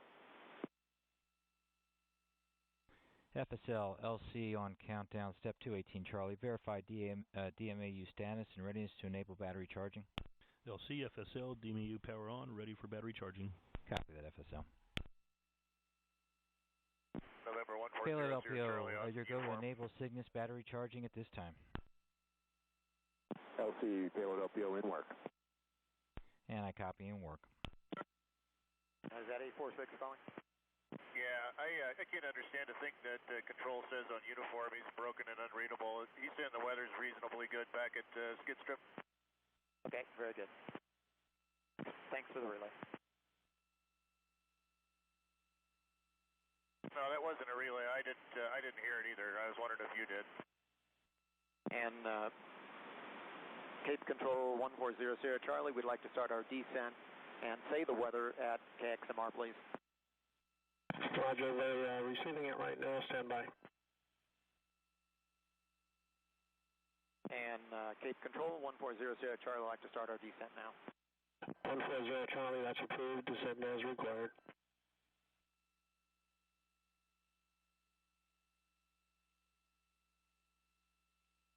And payload LPO, looking for status on 218 Delta. That's still in work. LC, PLT, the temperature is minus 54, and did you want the true airspeed or ground speed? We were just looking for altitude. 390. Copy 390 at minus 54 degrees. LC, FSL, confirm Cygnus on internal power and nominal. LC payload LPO. And I copy that, payload LPO. We'll check 218 Delta. And FSL, I copied your read on 218 Echo. We'll check that step complete. 140 Sierra Charlie, Cape Control. And launch team again, 219 is not required. 220 is not required. And 221 is not required. And everybody should be aware that at this time L1011 is vectoring back for an RTB. Our recommendation is, actually we will be RTBing today. We've already gone around one time. There will be no requirement to perform a poll for that recommended action. If I get everybody now on the launch team to proceed to the RTB with Pegasus checklist. This is page 65. Again, everybody please proceed to the RTB with Pegasus checklist, page 65. And the weather at the skid strip, Cape Canaveral Force Stations reported good. A few scattered clouds, so weather will be good for return to base here at Cape Canaveral.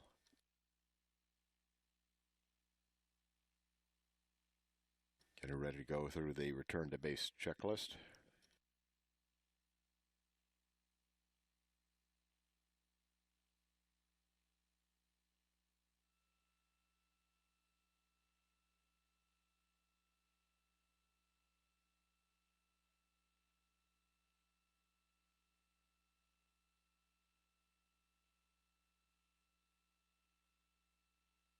And at this time, I want to poll for Pegasus Safe for RTB. ROC?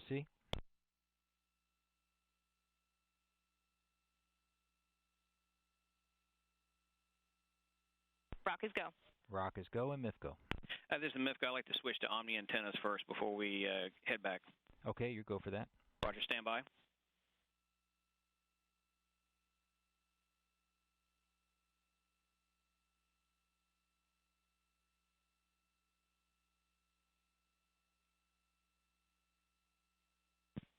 Bronze 1 Alpha, switch to Omni antennas.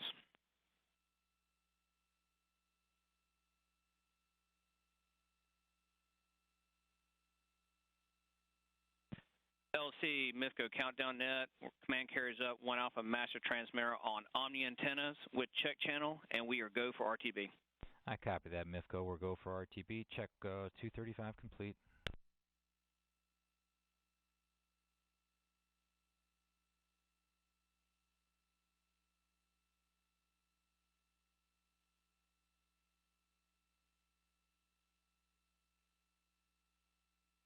And launch team, be advised, vehicle is in work already on coordinating the ramp personnel for RTB at this time. We'll check 236.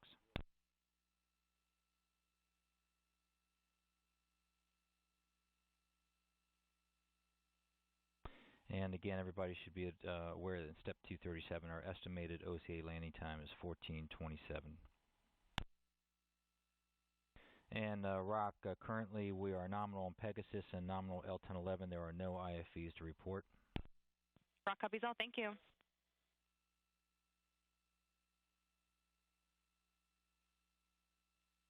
This is Pegasus Launch Control. Our NASA Launch Director, Tim Dunn, will be over to do a brief interview with us very shortly, next 5 minutes or so, to talk about what the situation is that's caused us to scrub forward today and what the go-forward plan may be, at least at this point.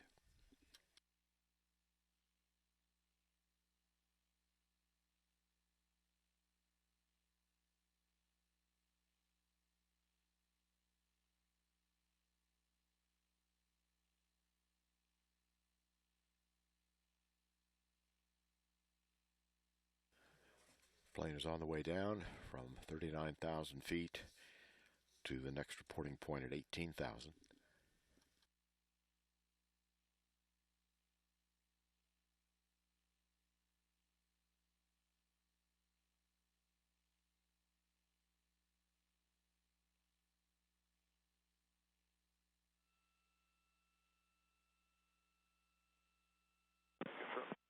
Control NASA 846.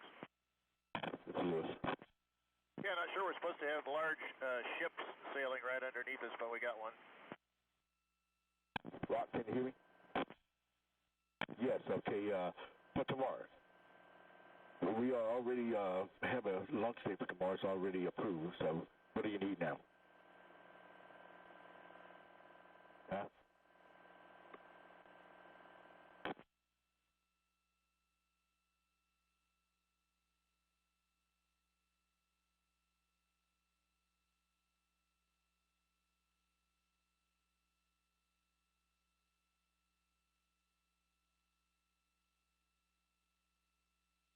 And Launch Team LC on countdown with an updated status. We're currently in our return to base checklist with Pegasus. L1011 is descending out of flight level and heading to flight level 180. Once we get that, we'll start configuring the fairing for our nitrogen system, and then when we hit flight level 165, we'll go pure nitrogen and turn our air off. We're currently nominal for a return back here to base at the Cape, and when we get the wheels down, we'll get the FTS power down, verify that everything is safe, secure CTs, and eventually transfer control of the op back over to vehicle, who's reassembling his skid strip team at this time.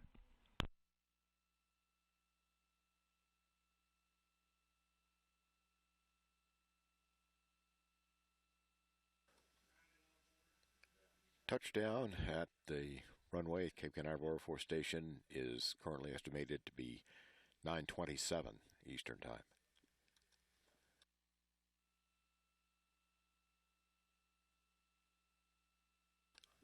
And if we attempt a launch tomorrow in 24 hours, the launch time is going to be the same as was today's.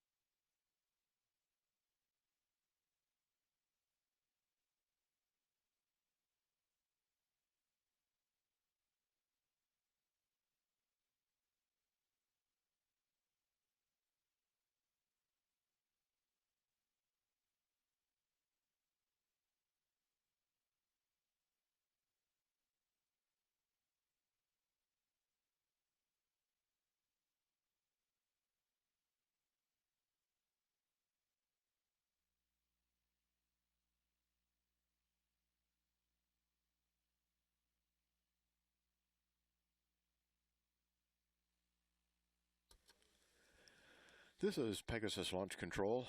We're being joined now here in the Mission Director Center by Tim Dunn, who is our NASA Launch Director from Launch Services Program, who has been involved in the countdown today and following the troubleshooting with the issue that developed that brought about having to scrub today's launch attempt. And Tim, first of all, I wonder if you can tell us exactly what the problem is that we saw, which I gather, developed en route. Yes, George. Thank you for having me. What happened was when we're in that last, I guess about 25 minutes prior to the initial drop, we had an issue with the hydraulic system on board the L-1011, and it's the hydraulic system not for the aircraft operation of the plane, but the hydraulic system that enables the release of Pegasus from the belly of the plane. So it's a part of the launch release system. It's the hydraulics that control that. So it was not meeting the prescribed launch release pressures, indicating a problem with the hydraulic pump. So fortunately we had a little bit of launch window to work with. So we did a lot of valiant troubleshooting in the air. As you can imagine, everyone really wanted to preserve every opportunity to have another launch attempt today. So we did circle around the racetrack once, resetting breakers on board the aircraft, doing what we could in flight to try to get that system back and functional again. And as you saw on the second one, we continued that troubleshooting right up until about the L-4 minute period, where we did not want to get into all of those critical switch actions that enable Pegasus for flight if we knew we had this remaining red condition. So that's why we didn't launch today. A little bit disappointing for the team. Obviously, you love to go in the first attempt. We did battle a lot of weather today, and we were able to fly around and over and under a lot of precipitation and bad clouds on the way out to the drop point. So fortunately, we got a very dynamic system in Pegasus. It's a beautiful launch system to allow you that type of flexibility. But however, just like any other launch vehicle system that we use, you do have hardware issues that crop up. Something just chose this point in time not to be good to us. And while disappointing that we don't go today, it's part of our business. We're used to it. The team behind me is putting into steps all of the actions to return us to base successfully. We're going to come back to the Cape Canaveral Air Force Station skid strip. We're going to safe all the systems on both Pegasus and the L-1011, and then we'll really be able to dig in and find out why this hydraulic system did not function as designed today. Ideally, we're going to get that resolved today, and we've already made arrangements. So we're all leaning forward as if we can go tomorrow. We have the range scheduled, and so that will not be an issue. Weather looks slightly better for tomorrow, so that looks like it won't be as troubling of an issue as it was today. But really the open item is, will we be able to resolve this hardware anomaly and then get our folks the necessary crew rest later this evening to get back on console in the early morning hours tomorrow.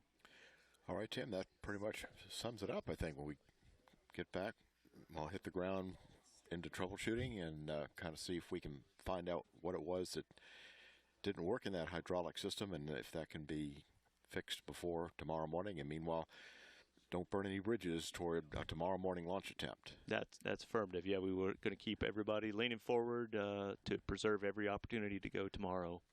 And the launch time is still same time as it was today. It'll be the identical time as today. So, all right. Well, thank you, Tim. That kind of sums up where we are. We see now on the L-1011 that the wheels are down, so the runway must be in sight. And we'll just stay tuned for further status throughout the day to see how they do on fixing the problem and getting us back in the morning for another takeoff and launch. Tim Dunn, our NASA Launch Director from Launch Services Program.